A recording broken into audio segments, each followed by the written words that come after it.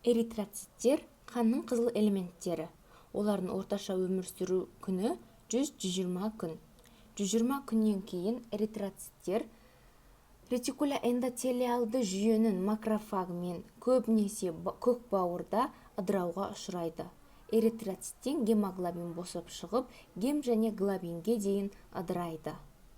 Глобин ақуыздық бөлік. Ол амин қышқылдарға дейін ыдырап, ағзаның құрылысына қайта қатысады.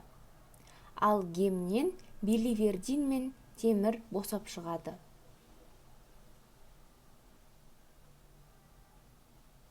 Темір, бос темір токсикалық қасиетке ие.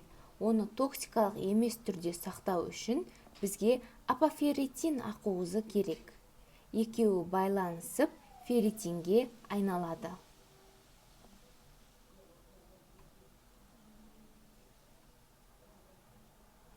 Ферритин ағзада темірдің депосы.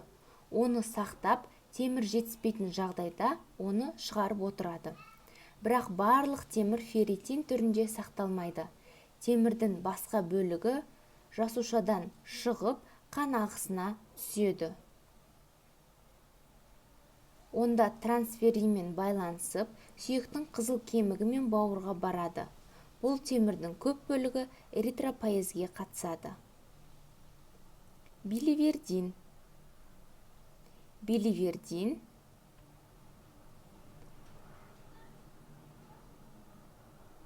порфирин сақинасының жарылысынан пайда болады. Биливердиннен жасыл пигмент, билирубин сарғыш қоңыр пигмент түзіледі. Бос немесе тікелей емес билирубин токсикалық қасиетке ие. Ол жасушаның липидті мембранасында оңай еріп, митохондрияға кіріп, тынысын бұзады. Сондықтан оның бұл қасиетін болдырмас үшін қанға түсіп, плазма ақуызы альбуминмен қосылады. Тікелей емес билирубин мембрана арқылы өте алмай, токсикалық қасиетін көрсете алмайды. Альбумин тікелей емес билирубинді бауырға жеткізеді.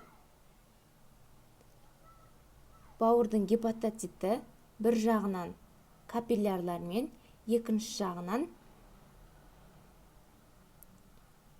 өт жолмен байланысқан болып келеді. Бізде капилляр перифериядан орталыққа жеткізетін болса, ал керісінше өт жолы орталықтан периферияға қарай жеткізіп отырады. Тікелей емес билирубин альбуминнен босап гепатоциттерге түседі. Гепатоциттерде глюконорил трансфераза ферментінің қатысуымен глюкарон қышқылмен байланысады. Сөйтіп, тікелей емес билирубиннен тікелей билирубин пайда болады. Бұл жерде орысша жазылған НБ деген непрямой билирубин тікелей емес, ал ПБ деген тікелей билирубин. Ол өт жолдарына түсіп, сосын 12 елшекке түседі. Тікелей билирубин ішектің микрофлорасының арқасында урабилиногенге айналады. Урабилиногеннен стеркобилиногенге дейін айналып, стеркобилин ретінде нәжіспен бірге шығып кетеді. Бұл процеске қатысқан урабилиноген шамамен 90%-ды құрайды. Ал қалған 10%-ы қанға қайтадан сіңіп, қақпа венасы арқылы бауырға түседі. Сонымен қатар, бізде өт жолдарының ішіндегі өт сұйықтығы да қайтадан ағзаға сіңуге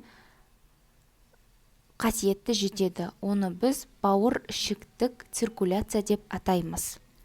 Одан кейін стеркобилиногеннің өте аз мөлшері, яғни аз-маз мөлшері бізде қанға қайтадан сіңіп, бүйрек арқылы зәрмен бірге шығып кетеді.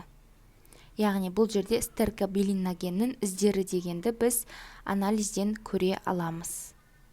Каналға тіркеліп, лайк басып кетіңіздер, сұрақтарды комментке.